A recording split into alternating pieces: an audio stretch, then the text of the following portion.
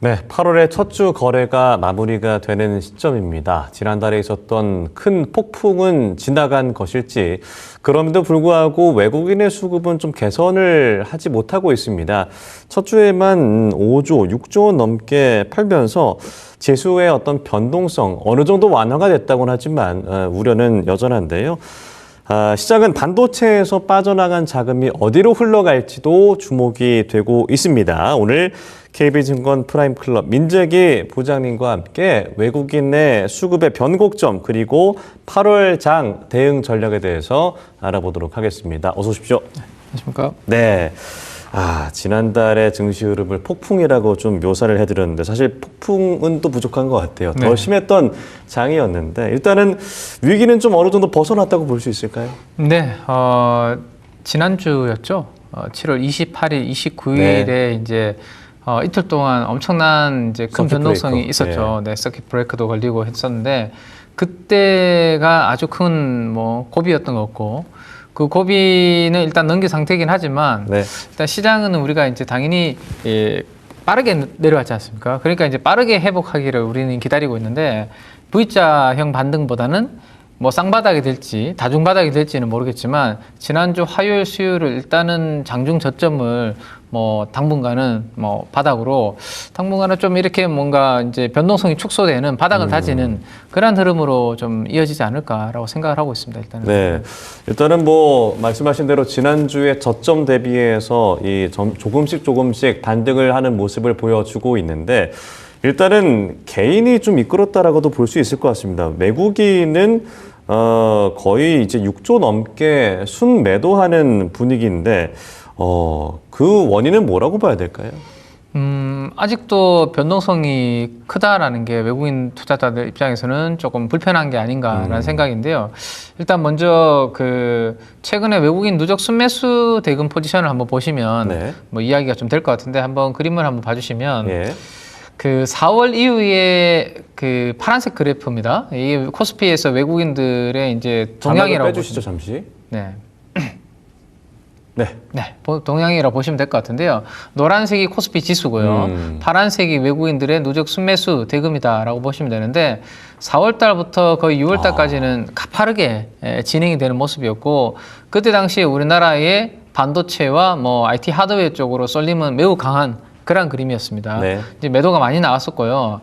다만 이제 7월 이후로 보면 외국인들의 매도가 이제는 더 이상 가파르게 진행되진 않고 그렇다고 해서 매수가 또 공격적으로 들어오진 않고 계속 이제 옆으로 횡보하는 샀다 팔았다를 하면서 횡보하는 그러한 그림을 보이고 있는 그러한 상황인데 그러한 구간에서의 이 흐름들은 우리 지수의 강한 반등을 기대하기는 좀 쉽지 않은 부분인데 다음 페이지 제가 이제 V코스피를 가져온 게 있는데요. 이건 아마 지난번에도 제가 한번 보여드렸던 것 같습니다. 이게 빨리 안정을 찾아야 외국인들은 변동성 큰 시장은 일단은 불편해한다. 근데 외국인들은 이제 내가 투자하려고 하는 투자 국가의 환율이 약세인 것도 불편한데요. 지금 우리나라 환은 다행히 1,500원대에서 1,400원까지 이렇게 워낙 강세가 나타나고 있어서 더 팔지는 않잖아요. 근데 이게 외국인들이 좀 더 공격적으로 자신감 있게 들어오려면 지금 있는 저 변동성 지수가 오늘 제가 아침에 뽑아보니까 어제 기준으로 77.2라고 제가 써놨지 않습니까?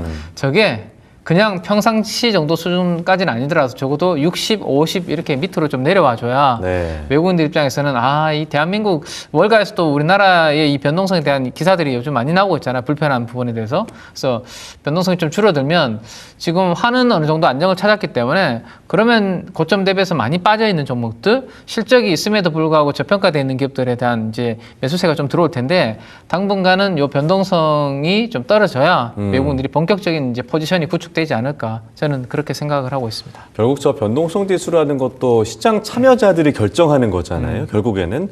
그렇다면 이런 변동성이 좀 완화가 되기 위해서는 어떤 조치라고 해야 될까요? 그런 것들이 좀 필요할까요? 자, 변동성 축소가 제가 우선이라고 지금 방금 이제 말씀을 드렸잖아요. 그죠? 그러면 이 변동성이 축소되려고 하면 가장 메인은 미국의 금리 안정입니다. 지금 최근에 이제 미국과 이란의 중동과 관련된 이슈들이 약간 또 이제 수면 아래로 들어갈 듯 하긴 하지만 네. 여전히 오늘 새벽에 미국의 10년물 국채 수익률을 보면 4.7% 가깝게 붙어 있습니다. 4.68 정도 수준에서 거래가 되고 있거든요. 아무래도 금리가 이렇게 높은 수준이면 좀 불편하죠. 네. 더군다나 지금 요즘 연준의 관계자분들이 계속 금리 인상과 관련된 발언들을 일부 위원들이 내놓고 있는 상황이고 이번에 FOMC 회의에서도 세 분의 이제 분들이 반대표를 이제 인상해야 된다라는 표를 던졌기 때문에 그러면 이 8월 달이면 다음 달에 우리가 FOMC 회의가 그렇죠. 있고요. 뭐 금리 인상으로는 여전히 확률적으로 좀 높게 나오고 있습니다. 그럼 이 스탠스가 조금 바뀌어줘야 될 것 같아요. 이게 바뀌어줘야 되는데 지금은 사실 좀 쉽지 않은 부분이고 네. 오늘 밤에 이벤트가 하나 있죠. 일자리 데이터, 고용 예. 데이터 발표가 있는데 이게 참 아이러니한 게 안 좋게 나와야 될 것 같아요. 그러니까 미국의 경제와 고용이 너무 견조하게 나와버리면 인상을 해도 된다. 적어도 인상 분위기가 더 지금 예. 유지되거나 더 강해질 가능성이 높고 만약에 고용이 조금 약해지는 흐름이 나온다라면 오히려 밀어야겠다. 땡큐가 될 수 있죠. 미국의 고용이 약간 안 좋아지는데 이거 금리 인상하면 안 될 것 같은데 이런 생각들을 이제 시장에서 할 수 있게 되는 발판이 되는데 어쨌든 지난번에 고용 데이터가 좀 좋았던 부분은 월드컵 경기가 드디어 이제 그렇죠. 끝났습니다. 예. 그거로 인한 일시적인 고용으로 인해서 숫자가 잘 나온 부분이 있기 때문에 앞으로 고용이 생각보다 조금 덜하게 안 좋게 나온다라면 오히려 금리 인상에 대한 이 좀 약간 걱정을 덜어줄 수 있는 부분이 되기 때문에 오늘 밤에 있는 그 이벤트도 중요할 것 같고요. 지금 뭐 고용도 중요하지만 어쨌든 지금 물가가 가장 중요한 상황입니다. 그래서 미국과 중동, 이란의 이 중동과 관련된 부분들이 계속 지금 이야기는 오고 가고 있고 호르무즈 해협에서 뭐 통행료 이야기도 나오고 있는데 이게 빨리 좀 안정을 찾아야 뭐 제가 봤을 땐 금리가 지금보다는 더 낮은 수준으로 떨어질 것이고 그렇게 되면 시장이 좀 더 자신 있게 상방적으로 베팅이 가능할 것 같고 우리나라의 증시에 대한 이러한 약간의 뭐 금리를 둘러싼 불안감, 변동성도 좀 더 줄어들지 않을까 이렇게 생각을 하고 있습니다. 그럼 이 금리의 영향은 사실 우리나라뿐만 아니라 당연히 이제 미국 증시도 받게 되는 건데 최근에 어떤 조정, 하락을 보면 그 폭이 우리나라가 더 컸단 말이죠. 변동성도 컸고 그 이유는 뭐라고 봐야 될까요? 우리나라의 변동성이 큰 부분들은 다들 잘 아시겠지만, 레버리지 네, 아무래도 될까요? 이제 예. 수급 쏠림이 좀 강했었고요. 그러니까 우리나라의 지금 좀 뭐 올라갈 때는 사실은 좋았지만 이게 이제 뭔가 모멘텀이라든지 여러 가지 이슈들로 이제 이 꺾이게 될 때는 이 반작용이 일어났던 거죠. 네. 그래서 많은 분들이 이제 6월 달까지 가장 좋았던 섹터라고 뽑으라면 뭐 반도체와 IT 하드웨어인데 다들 그쪽으로 이제 한 방향으로 이제 몰려 있다 보니까 거기에서 뭔가 이제 잘 돌파구가 안 나오다 보니까 반대로 이제 영향을 시장에서 주는 거거든요. 그래서 저는 그 너무 많은 분들이 똑같은 쪽을 좋게 바라볼 때는 거기에서 사실은 조금 불안한 부분들이 있고 크게 뭔가 서프라이즈 수익을 내기는 좀 쉽지 않은 부분들이 우리가 투자를 좀 길게 하신 분들은 충분히 아마 경험을 하실 겁니다. 예, 너무 많은 사람들이 똑같은 방향으로 좋게 보고 있을 때는 거기서 쉽게 사실은 수익을 주지는 않거든요. 그래서 우리는 미국이라는 나라는요. 그 테크와 뭐 이쪽 섹터가 비중이 크긴 합니다. 하지만 우리나라보다는 분산이 네. 되어 있는 편이고 일례로 7월 달에 우리가 흔들릴 때도 미국은요. 테크가 빠질 때 그 돈들이 뭐 경기 소비재 쪽에 약간의 이제 뭐 방어주 쪽도 가고요.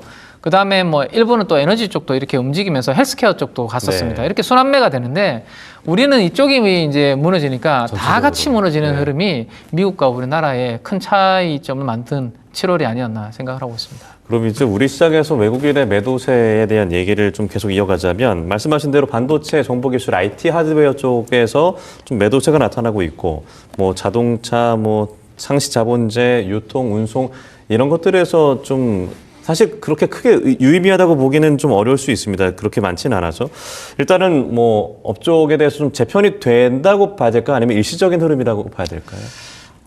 지금 8월 달이 지금 이제 거래 수가 아직 며칠이 안 됐거든요. 그렇죠. 예, 첫째 주라서 이걸 가지고 우리가 외국인들의 방향성을 잡기는 아직은 쉽지 않으나 그래도 월 초가 그 달에 어느 정도 윤곽을 보여주는 게 맞다라면 한번 데이터는 보고 가야 되지 않을까 네. 싶어서 제가 그럼 어제까지 8월 첫째 주에 외국인들이 업종에 대해서 어떻게 이제 매도 포지션을 취했는지를 가지고 왔는데요. 네. 한번 봐보시면 그 제일 왼쪽부터 많이 판 업종부터 제가 순서대로 이렇게 정리를 해놓은 겁니다. 아, 요거 아니고요.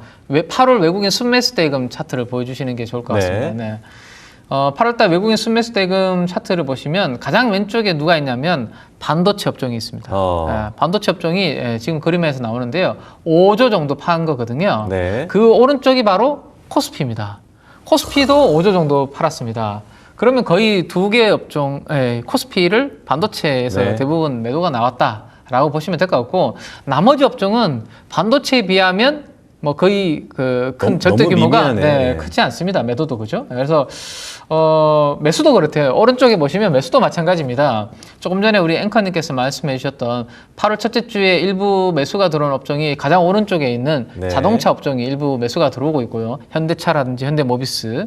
그 다음에 이제 상사자본재라고 되어 있는데 여기는 방산주라고 보시면 됩니다. 우리나라 방산주. 최근에 방산주들이 뭐 그래도 꿈틀꿈틀 고점 대비해서 많이 빠지다 보니까 네. 이렇게 외국인들이 저가 매수세가 들어오고 있으나 매도한 규모에 비해서 특정 섹터의 매도한 규모에 비해서 매수한 업종의 규모는 절대적으로 여전히 그렇게 높지 않거든요. 예. 그죠? 그래서 낙폭 과대에 따라서 약간 잽 정도 날리는 부분이고, 반도체 못지않게 몇 조씩 이렇게 들어오는 섹터가 들어와야, 아, 저기가 8월 달에 그러면 좀 주도 섹터가 되려나? 뭐 이런 힌트를 좀 얻을 수 있는데, 지금까지의 이 외국인들의 이번 주의 순매수 대금의 흐름으로 봤을 때는 아직까지 뭔가 뚜렷한 반도체를 대신할 IT 하드웨어를 대신할 뭔가 주도 섹터가 뚜렷하게 보이지는 않는 이 수급적인 흐름만 네. 놓고 봤을 때는 그렇다라고 정리를 해드리겠습니다. 일단 저희가 지난달에 삼성전자와 SK하이닉스의 실적을 우리가 확인했잖아요. 진짜 글로벌 1위 기업의 영업이익을 찍었던 삼성전자, 그리고 60조, 물론 이제 시장 예상치보다는 좀 저조했습니다만 엄청난 실적을 보여줬음에도 불구하고 반도체 쪽에서 이렇게 빠져나가는 이유는 뭐라고 봐야 될까요? 일단 반도체 비중 자체가 여전히 높아져 있는 부분이죠. 그러니까 우리가 채워야 되는 이제 목표 비중이라는 게 있는데 그걸 넘어서다 보니까 이제 계속 이제 줄이는 비중이 있었고, 그게 저희는 한 6월 정도면 끝나지 않았을까라는 생각을 했죠. 네, 네. 월말, 분기말, 반기말이 이제 몰려 있으니까 6월 정도면 그 부분이 끝나지 않을까라는 기대감은 있었으나, 근데 이제 아까 우리가 앞에 금리 이야기를 했잖아요. 금리가 계속 이런 높은 수준에서 있게 되면 반도체가 지금은 좋고 뭐 올해까지 내년도에 뭐 이미 물량도 완판이 됐다라는 기사는 나오고 있지만, 네. 그 다음에 그림을 그린다면 이 AI 데이터 센터에 대한 캐펙스를 이번에 빅테크들이 대부분 상향 조정을 했잖아요.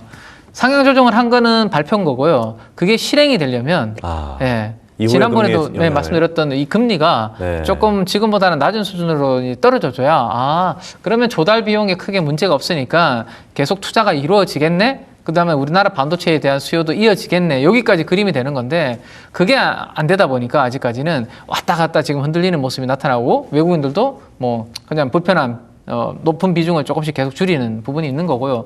또 하나는, 그러면 거기에서 지금 명확한 금리의 흐름이 안 나온다면 적어도 이제 주가를 방어할 수 있는 뭐 부분은 대규모의 주주 환원과 관련된 이러한 정책들을 많은 이제 우리 주주분들이 최근에 기다리셨죠. 네. 근데 이제 삼성과 SK하이닉스의 단기적인 주가 흐름이 약간 엇갈리는 이유 중에 하나가 삼전에서 나오는 이제 주주 환원 정책에 대한 톤과 SK하이닉스에서 기대했던 톤은 살짝 다르다 보니까 상대적으로 삼전은 조금 버티는데 SK하이닉스에 대한 실망 매물이 좀 나오는 것 네. 같아요. 그래서 지금은 반도체 가격과 그 다음에 업황 자체는 괜찮으나 미래에 대한 걱정을 땡겨와서 지금, 왜냐하면 주가는 이미 많이 좀 올라온 상태에서 걱정이 앞서다 보니까 불안한 상태에서 주주 환원과 관련된 정책도 단기적으로 좀 뭔가 강하게 이거를 하방을 뭐 막아준다든지 강한 매수세가 들어오는 부분에 있어서 모멘텀 부족하다 보니까 아직까지는 반도체가 좀 왔다 갔다 하는, 저는 좀 기간 조정에 들어갈 것 같습니다. 당분간은. 네. 알겠습니다.